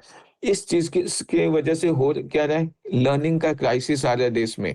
साथ ही साथ ब्रेन रॉट का कंडीशन आ रहा है। ब्रेन रॉट बहुत ज्यादा न्यूज में था पिछले साल। क्लियर है? ब्रेन रॉट मतलब क्या, ऐसे कंटेंट्स को देखना जिससे दिमाग को मतलब कुछ फायदा नहीं हो रहा है, उल्टा दिमाग में कचरा भर रहा है। तो ब्रेन रॉट इंडिया में बहुत ज्यादा बढ़ रहा है। उसके बाद फिर क्या हो रहा है कि बच्चे जो है मतलब इलीगल तरीके से फिर पैसा कमाने का कोशिश करते हैं। फाइनेंशियल फ्रॉड उनके साथ बहुत ज्यादा हो रहा है। जो साइबर क्राइम्स ये सब जो हो रहा है, ये सब गांव वगैरह वाले एरिया में बहुत ज्यादा होता है क्योंकि फाइनेंशियल लिटरेसी है नहीं। क्लियर है? ये सब चीज, या फिर और भी ज्यादा जो है कि जब अर्न नहीं कर ले तो फिर क्या होगा कि ड्रग्स वगैरह लेना, स्मगलिंग वगैरह करना, इन चीजों में गांव वगैरह में ये सब बहुत ज्यादा फैल रहा है। तो ये एक बहुत बड़ा मेजर कंसर्न है कि इंडिया में कहीं ना कहीं लर्निंग क्राइसिस आते जा रहा है। इवन मतलब रिपोर्ट इकोनॉमिक सर्वे ये भी हाईलाइट कर रहा है कि ये जो 15 से 29 साल के जो बच्चे हैं इनमें मतलब मोबाइल का, सोशल मीडिया का एक्सेसिव यूज करने से उनमें एंजाइटी, डिप्रेशन, इवन उनका नींद पूरा नहीं हो पा रहा है। क्लियर है? उनका प्रोडक्टिविटी घट जा रहा है। मतलब जो काम वो 1 घंटे में कर सकते थे वही सेम काम करने में उन्हें 2 से 3 घंटे लग जा रहे हैं। प्रोडक्टिविटी बहुत ज्यादा डिक्रीज हो गया है। तो ये सारा चीज देखने को मिला है। अभी हम लोग रिपोर्ट भी देखे, रिपोर्ट सारे करंट अफेयर अगर किसी ने फॉलो करा होगा तो उसमें देखा भी होगा कि ऑस्ट्रेलिया जो है इसने क्या किया कि मतलब जो टीनेज वगैरह है, 15 साल वगैरह या कुछ 13 साल ऐसे कुछ एज है, कि उससे कम उम्र के बच्चों को मतलब सोशल मीडिया जो है वो उन पे बैन लगा दिया है। ऐसे ही ऐसा सिमिलर जो है लॉ हम लोग को फ्रांस वगैरह में देखने को मिला है, डेनमार्क में देखने को मिला है। तो वैसे ही कुछ सिमिलर रिकमेंडेशन जो है इकोनॉमिक सर्वे ऑफ इंडिया अभी दिया है कि जो एज लिमिट है सोशल मीडिया पे उसको बहुत ही स्ट्रिक्टली फॉलो करना चाहिए। खास करके मतलब जो बच्चे जो टीनेजर्स हैं उनको मतलब उनका एक्सेस जो सोशल मीडिया पे उसको बहुत ही ज्यादा लिमिट कर देना चाहिए। और अगर उनको एक्सेस मिल भी रहा है तो कहीं ना कहीं उसमें फिर कंसेंट जो है वो पेरेंट्स का होना चाहिए। और पेरेंट्स का कंसेंट होने के बाद भी लिमिट जो है वो काफी लिमिटेड ही देना पड़ेगा। क्लियर है? प्लेटफ़ॉर्म का अगर डिज़ाइन देखो तो प्लेटफ़ॉर्म को मतलब इस तरीके से बनाना चाहिए कि ऑटो प्ले या एंडलेस स्क्रॉल नहीं हो। जैसे अभी हम लोग कहते हैं ना कि इंस्टाग्राम अगर चला रहे हैं तो एंडलेस स्क्रॉल करते जा रहे, करते जा रहे, करते जा रहे।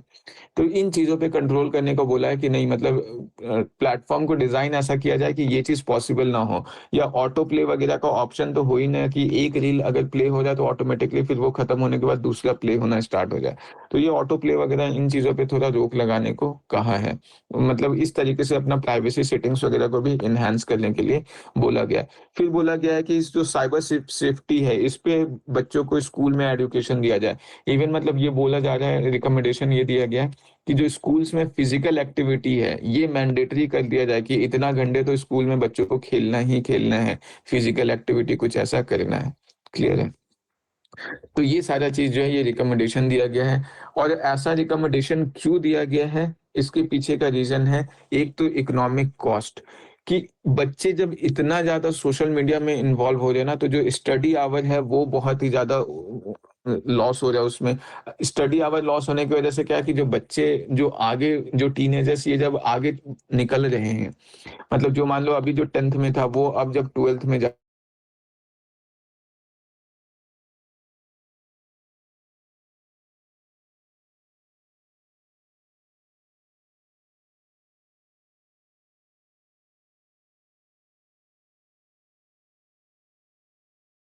आ रहा है, कंसंट्रेशन का तो बहुत दिल पे खरा नहीं उतरे। तो ये सारा रीज़न जो ये देखने को मिल रहा है, क्लियर है?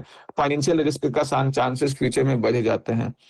इवन अगर मतलब कहा जा रहा है ऐसा कि डिजिटल इकोनॉमी जो है वो इंडिया में लगभग 13.42% से ग्रो कर रहा है। ये बहुत अच्छा बात है कि इंडिया का डिजिटल इकोनॉमी इस रफ्तार से बढ़ रहा है। लेकिन एट द कॉस्ट ऑफ क्या?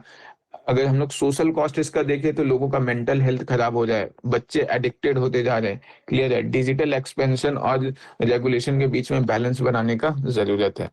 तो ये जो है ये बहुत ही अच्छा है। इवन इकोनॉमिक सर्वे ये तक बोला है कि बच्चों को बेसिक फ़ोन या टैबलेट्स देने चाहिए या मतलब कंपनीज़ वगैरह को ऐसा फ़ोन वगैरह लॉन्च करना चाहिए जिसमें मतलब केवल एडुकेटेड चीज़ें ही मतलब एजुकेशन से रिलेटेड ही या प्रोडक्टिव चीज़ें ही का एक्सेस हो। क्लियर है? एंटरटेनमेंट का बहुत ही लिमिटेड एक्सेस हो मतलब इन चीज़ों पे या बिल्कुल बेसिक फ़ोन जो कीपैड फ़ोन्स वगैरह रहता है, ये सारा देने को बोला जा रहा है। क्लियर है? फिर ये हेल्थ सप्लीमेंट पे है, हेल्थ वगैरह को लेकर के हम लोग बोल सकते हैं। देखो ये हेल्थ सप्लीमेंट पे लेकर के इकोनॉमिक सर्वे का क्या कहना है, पहले हिडन हंगर समझ लो। हिडन हंगर क्या होता है? जैसे सपोज़ कर लो हम मतलब मेरे पास क्या है कि मैं खाना खा रहा हूँ।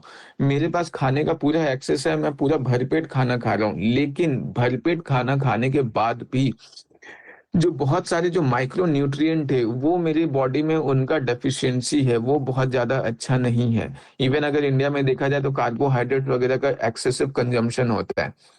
अब अगर माइक्रो न्यूट्रिएंट्स का डेफिशिएंसी बहुत ज़्यादा है, तो वैसे में क्या होता है कि जो नॉन कम्युनिकेबल डिज़ीज़ है, जैसे सपोज़ कर लो डायबिटीज़ वगैरह हो गया, ये सब डिज़ीज़ेज़ का या ओबेसिटी वगैरह हो गया, ये सारे डिज़ीज़ेज़ का बढ़ने का चांसेस जो है वो बहुत बढ़ जा मतलब फैलने का चांसेस बहुत ज़्यादा बढ़ जाता है। क्लियर है? और इवन अगर इंडिया को देखा भी जाए तो इंडिया जो है वो diabetes capital of the world है। सबसे ज़्यादा डायबिटीज पेशेंट्स इंडिया में है। क्यों? क्योंकि जो प्लेट है उसमें माइक्रो न्यूट्रिएंट का डेफिशिएंसी देखने को मिलता है। वो हम लोग को सही से मिल नहीं रहा है। तो इस चीज़ को लेकर के देखा क्या गया है कि अभी जो लोग हैं वो थोड़ा हेल्थ सप्लीमेंट्स को लेकर के अवेयर हो गए। इंडिया में हेल्थ सप्लीमेंट्स का जो इंडस्ट्री है ये कंपाउंड एनुअल ग्रोथ से 16% बढ़ रहा है। कंपाउंड एनुअल ग्रोथ मतलब क्या?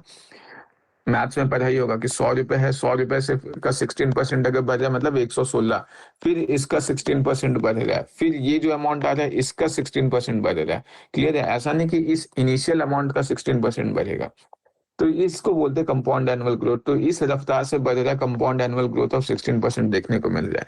तो यहाँ पे इकोनॉमिक सर्वे जो है ये कंसर्न जता रहा है कि ठीक है सप्लीमेंट्स का इस्तेमाल लोगों में बढ़ रहा है, अवेयरनेस जाग रहा है हिडन हंगर को लेकर के।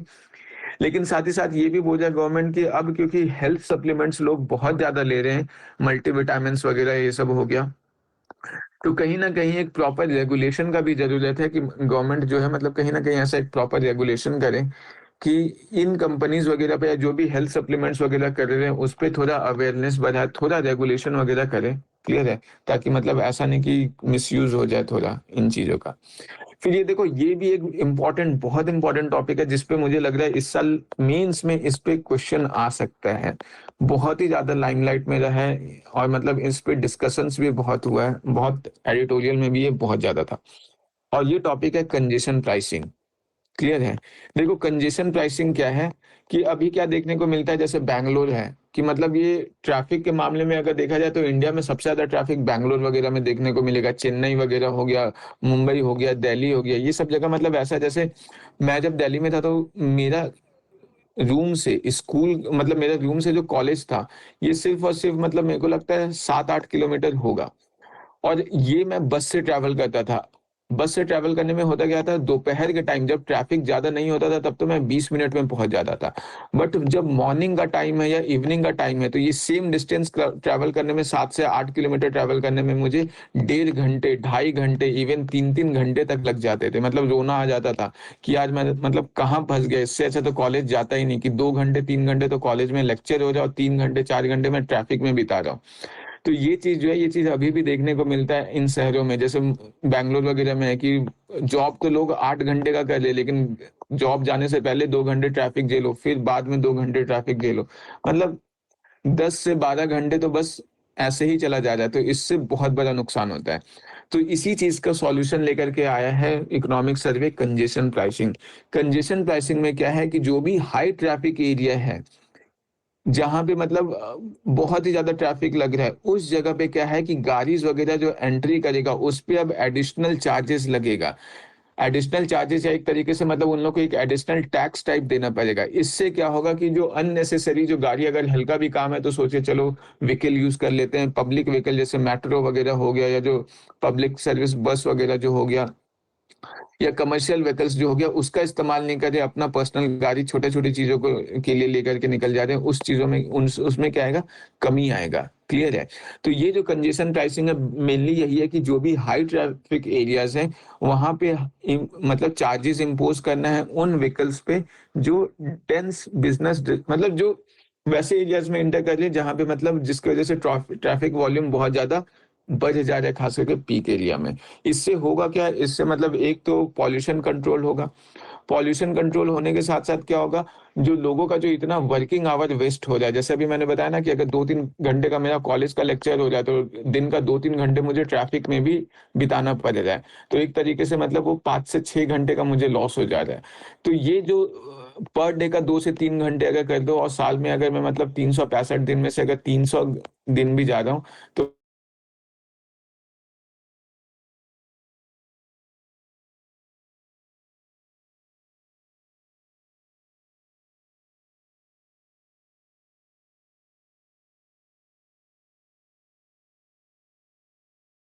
मतलब समझ लो कि बहुत ज्यादा आ गया। ये खुद इंडिया में 4 मेट्रोस का केवल बात किया जा रहा है कि केवल 4 मेट्रो सिटीज जो हैं, इनका अगर प्रोडक्टिविटी लॉस देखा जाए तो $22 बिलियन का है। 1 बिलियन मतलब 100 करोड़ होता है।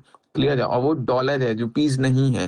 तो ये चीज ध्यान ध्यान में रखना। $22 बिलियन एनुअली तो सिर्फ लोगों का नुकसान हो जाए ट्रैफिक की वजह से, कि वो उस टाइम में बहुत कुछ कर सकते थे। इवन ट्रैफिक में इतना देर फंसने की वजह से क्या होता है, लोग अपना फैमिली टाइम बहुत ज्यादा नहीं दे पाते मेट्रो सिटीज में। मतलब ये चीज तो मैं फेस भी करता था कि ट्रैवल में ही इतना ज्यादा टाइम लग जाता है, उसके बाद फिर मतलब जो है ट्रैवल के साथ ऑफिस आवर 8 आवर्स का रहता है, तो उसमें इतना टाइम दे दो, फिर ट्रैवल में टाइम दे दो, तो अब फैमिली के साथ टाइम देने के लिए मतलब कुछ बचता ही नहीं है। फैमिली की जो फिजिकल हेल्थ है उस पे मतलब अब कोई इंसान सोचे कि ठीक है मैं जो है जिम ज्वाइन कर लेता हूँ या कुछ अलग ऐसा कर लेता हूँ, कहाँ से टाइम दे पाएगा।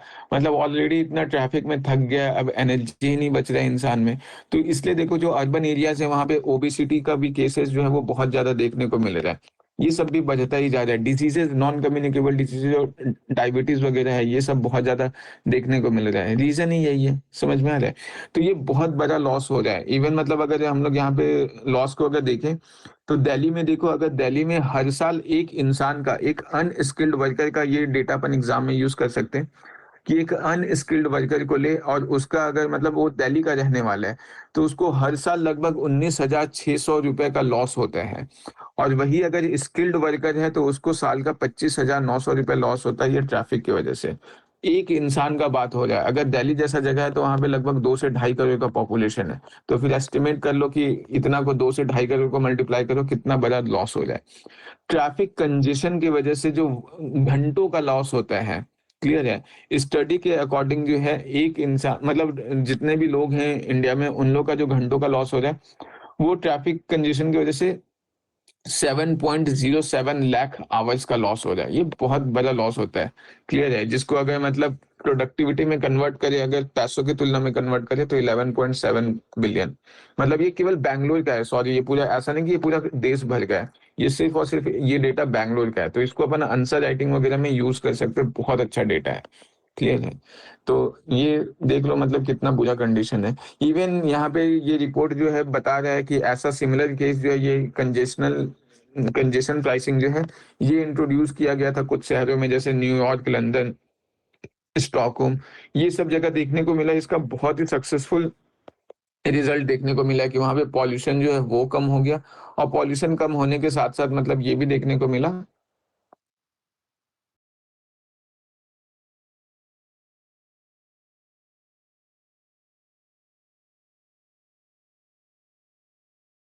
कि है, क्लियर देखोगे या व्लॉग्स वगैरह देखोगे वहां जब लोग जाते हैं, तो देखने को मिलेगा कि बहुत ज्यादा ट्रैफिक वहां पे उतना ज्यादा नहीं देखने को मिलता है, क्लियर है।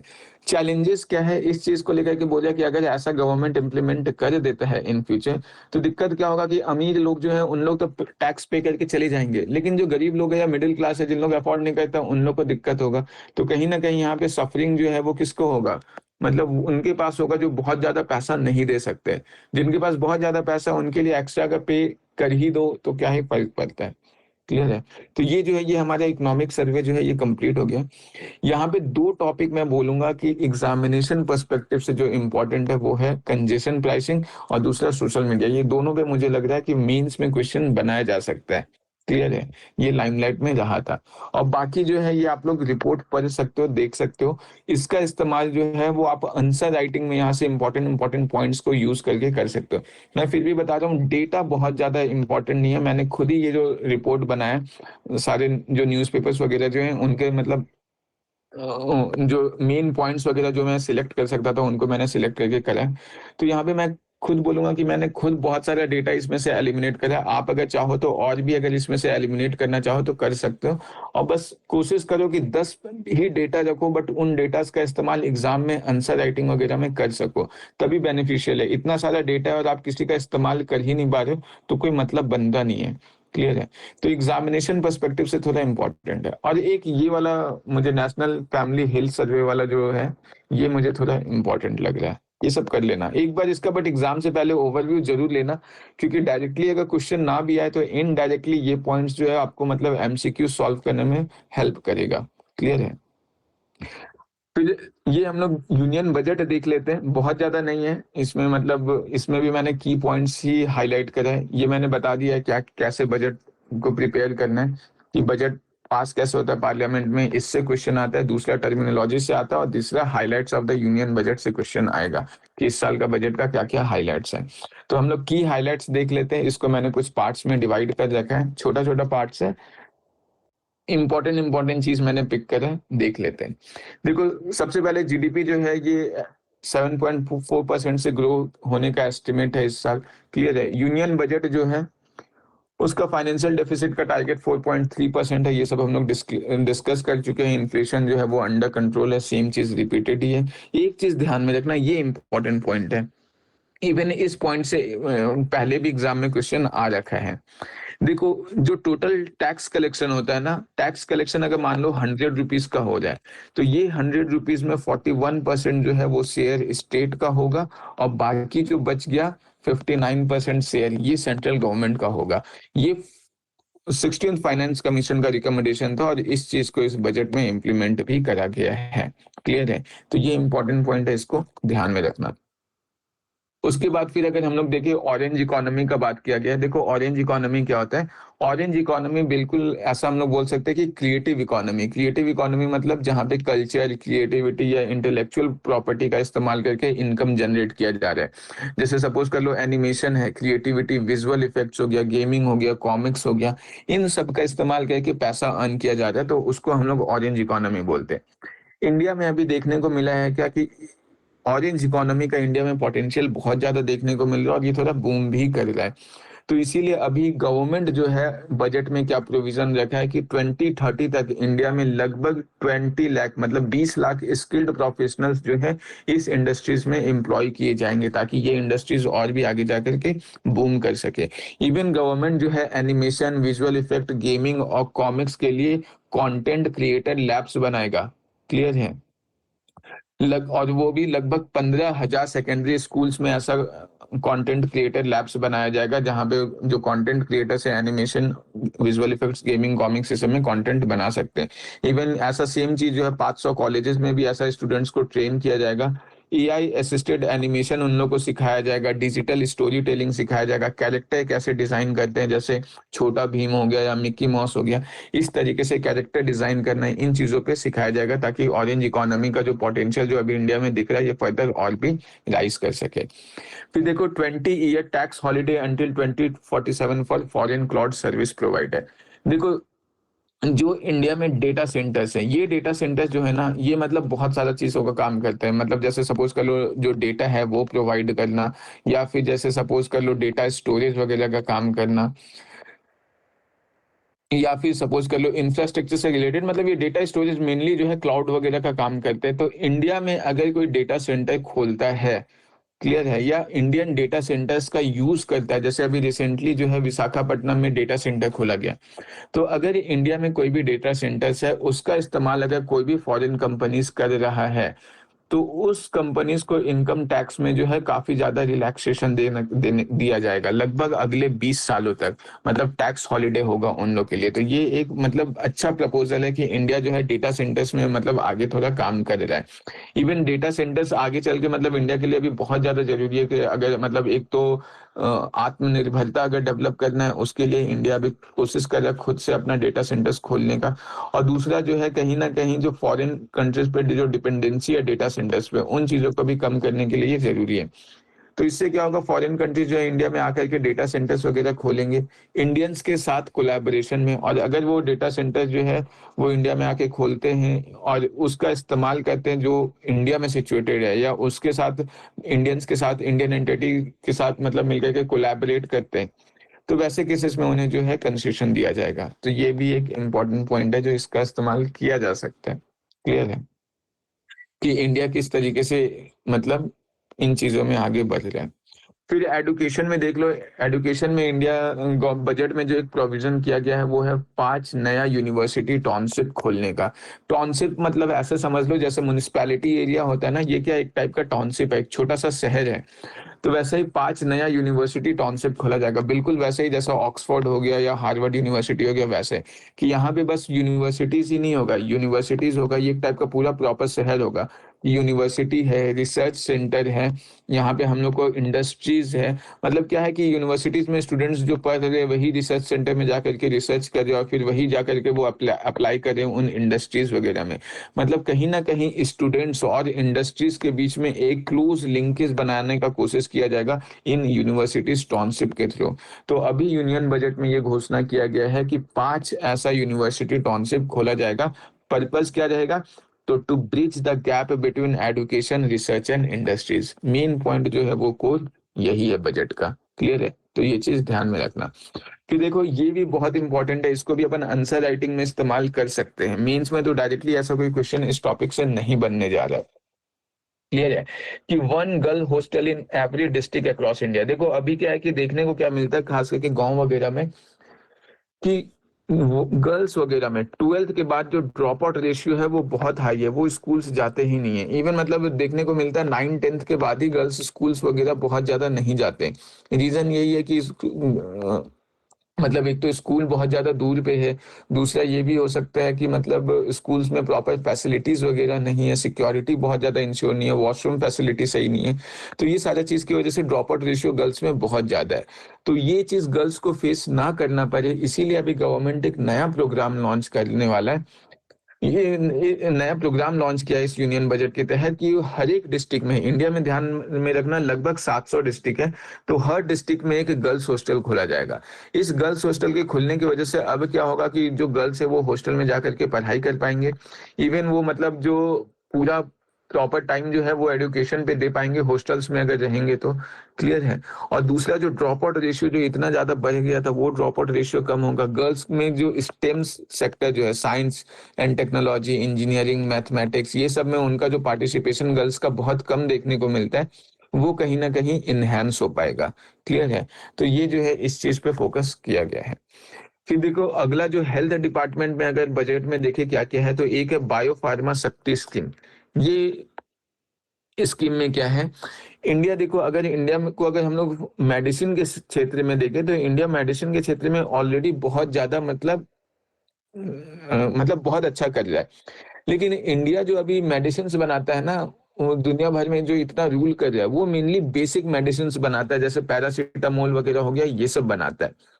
लेकिन अभी गवर्नमेंट बायो फार्मा शक्ति के तहत क्या कोशिश कर रहे हैं कि जो एडवांस मेडिसिन हैं, जैसे कैंसर वगैरह का हो गया, ये सब का मेडिसिन, या फिर ये जो हमारा डायबिटीज हो गया या एंटी इम्यून डिसऑर्डर्स हो गया, ऐसे जो डिजीज हैं, इनके खिलाफ जो मेडिसिन है वो बनाने में, मतलब उसमें भी गवर्नमेंट चाह रहा है कि इंडिया जो है वही तरक्की हासिल करे जो मतलब नॉर्मल जो बेसिक जेनरिक मेडिसिन में इंडिया ने हासिल करा है। जैसे बायोलॉजिक या बायोसिमिलर्स, इसमें होता क्या है, जैसे सपोज कर लो जो लिविंग सेल्स हैं, वैक्सीन वगैरह हो गया, इन सब का इस्तेमाल करके मतलब थोड़ा कॉम्प्लेक्स मेडिसिन बनाया जाता है। तो अभी बायोफार्मा शक्ति स्कीम में ये है कि गवर्नमेंट जो है लगभग 10,000 करोड़ का प्लान रखा है कि इसका इस्तेमाल किया जाएगा। किस लिए? कि हेल्थ केयर में थोड़ा और भी ज्यादा एडवांसमेंट लाया जाए through technology and innovation. Even देखो, शक्ति का फुल फॉर्म ही है strategy for health care advancement और नॉलेज, टेक्नोलॉजी एंड इनोवेशन। यहाँ पे क्या है कि जो फार्म मतलब टारगेट ये रखा गया कि इंडिया को फार्मेसी ऑफ द वर्ल्ड बनाया जाएगा। बायो फार्मेसी मतलब क्या? वैसे दवाइयों का प्रोडक्शन करना जिससे जो लिविंग सेल्स वगैरह का इस्तेमाल करके बनाया जा रहा है, खास करके जो कॉम्प्लेक्स जो डिजीज है उनके अगेंस्ट फाइट करने के लिए बनाया जा रहा है। तो ये टारगेट रखा गया है। यहाँ पे देखो, यहाँ पे लिखा हुआ भी है कि biopharma markets covers the research, development and manufacturing of drugs derived from living organism, जैसे सेल, बैक्टीरिया, ईस्ट, इन सब का इस्तेमाल करके जो मेडिसिन बनाया जाता है उसको बायोफार्मा मार्केट बोलते हैं। मतलब बायोफार्मा मार्केट में इन सारी मेडिसिन का रिसर्च, डेवलपमेंट और मैन्युफैक्चर किया जाता है। तो इस सेक्टर में इंडिया रूल करने का भी सोच रहा है कि इसमें अब करना है। तो इसके लिए गवर्नमेंट क्या क्या करेगा, 3 नया कॉलेज बनाएगा और पुराने 7 कॉलेज को फिक्स करेगा, जिसमें मतलब ऐसे कॉम्प्लेक्स ड्रग्स का मैन्युफैक्चर किया जाए। लगभग 1,000 से ज्यादा टेस्ट सर्टिफाइड साइट्स बनाया जाएगा, जहां पे इंडिया जो है मतलब मेडिसिन वगैरह को टेस्ट कर सकता है जल्दी से जल्दी, ताकि उनका क्लिनिकल ट्रायल्स जल्दी से जल्दी हो। फिर अगर एक बार दवाई बन गया तो उनका अप्रूवल जल्दी से जल्दी हो। उसके लिए क्या करेगा कि मतलब स्पेशल टीम ऑफ साइंटिस्ट जो है उसको हायर करेगा। ये जो ध्यान में रखना, CDSCO जो है, central drug standards control organisation, ये ड्रग मतलब जो मेडिसिन वगैरह है उसका रेगुलेशन के लिए अथॉरिटी है। तो वो अथॉरिटी को थोड़ा और एफिशिएंट बनाएगा एक अच्छा स्पेशल टीम हायर करके साइंटिस्ट का। तो मेनली ये बस ध्यान में रखना, बायोफार्मा शक्ति स्कीम है किस चीज से रिलेटेड। फिर 5 रीजनल मेडिकल हब्स बनाया जाएगा मेडिकल मतलब टूरिज्म को प्रमोट करने के लिए। ध्यान में रखना है, इंडिया का मेडिकल टूरिज्म ऑलरेडी बहुत अच्छा है।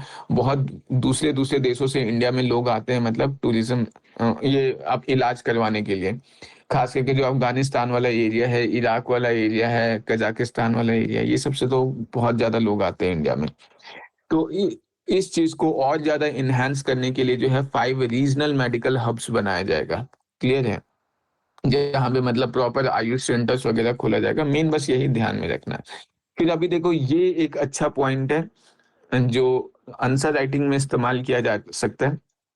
अभी क्या है, गवर्नमेंट इस बजट में प्लान किया है कि लगभग 1.5 लाख प्रोफेशनल केयर गिवर्स तैयार करेगा।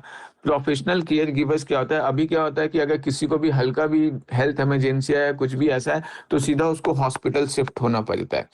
बट ये जो प्रोफेशनल केयर गिवर्स होंगे, ये प्रोफेशनल केयर गिवर्स क्या करेंगे, ये सीधा आपके घर आएंगे और घर पर आप आकर के आपको बिल्कुल वो हॉस्पिटल वाला फैसिलिटी देंगे। तो उससे क्या होगा कि मतलब आप घर बैठे-बैठे एक तो मतलब आप अपना जो भी केयर है फैमिली के साथ रह करके आपका अच्छे से इलाज हो सकता है और दूसरा इससे कहीं न कहीं एम्प्लॉयमेंट जनरेशन भी होगा और इंडिया का जो मेडिकल इंडस्ट्री है वो और भी ज़्यादा बूम करेगा। तो ये केयर इकोनॉमी में आता है जिसके तहत गवर्नमेंट जो है प्लान कर रहा है कि 1.5 लाख प्रोफेशनल केयर गिवर्स को ट्रेन किया जाएगा इंडिया में। क्लियर है? फिर टूरिज्म में देखो ये भी थोड़ा इम्पोर्टेंट है कि टूरिज्म में क्या है, इंडियन गवर्नमेंट अभी ये प्लान किया कि जो 15 की आर्कियोलॉजिकल साइट्स हैं उसको वर्ल्ड क्लास लेवल का बनाना है। यहाँ पे जो 15 साइट सिलेक्ट किया गया है ये ध्यान में रखना, लोथल, धोलावीरा, राखीगढ़, ये इंडस वैली साइट्स हैं। फिर यहाँ पे ये नहीं पूछा जाएगा कि कौन कौन से साइट्स हैं जो इनको सिलेक्ट किया गया है।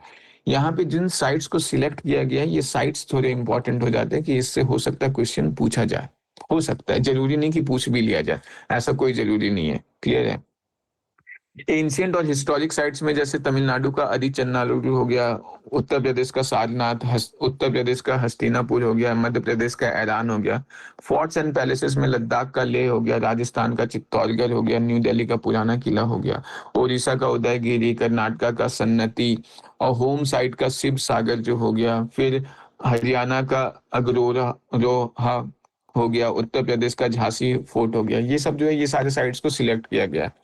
क्लियर है कि इन सबको वर्ल्ड क्लास टूरिज्म में कन्वर्ट करना है ताकि जो इंडिया का टूरिज्म इंडस्ट्री है वो डेवलप करे। ध्यान में रखना, इंडिया जो है टूरिज्म इंडस्ट्री के मामले में 39th रैंक पे आता है और इंडिया में बहुत ही ज्यादा हाई पोटेंशियल है, लेकिन इंडिया उस पोटेंशियल को बहुत ज्यादा यूटिलाइज नहीं कर पा रहा है। और खास करके अभी जो सिविक सेंस वगैरह को लेकर के इंडिया का जो मतलब पूरे वर्ल्ड वाइड जो बेइज्जती हो रहा है उसकी वजह से भी टूरिज्म इंडस्ट्री जो है वो बहुत ही ज्यादा कम हो गया अभी। और भी जैसे जो इंटरनल डिस्टर्बेंसेस हैं, इंटरनल डिस्टर्बेंसेस नहीं मतलब इंटरनल फ्लॉज जो हो गया, जैसे अभी सपोज कर लो गोवा जो है वो इतना बड़ा मतलब टूरिस्ट हब है इंडिया का, वहां पे मतलब क्लब में आग लग जा रहा है जिसमें कितने सारे टूरिस्ट का डेथ हो जा रहा है। इंडिगो जो है वो अपना फ्लाइट ऐसे बीच में बैन बंद कर दे रहा है जिससे मतलब कितने सारे फॉरेन ट्रैवलर्स को इतना दिक्कत हो रहा है। तो ये सारा चीज जो है फिर देश में इतना ज्यादा जो कम्युनिज्म बढ़ रहा है उसकी वजह से नुकसान हो रहा है।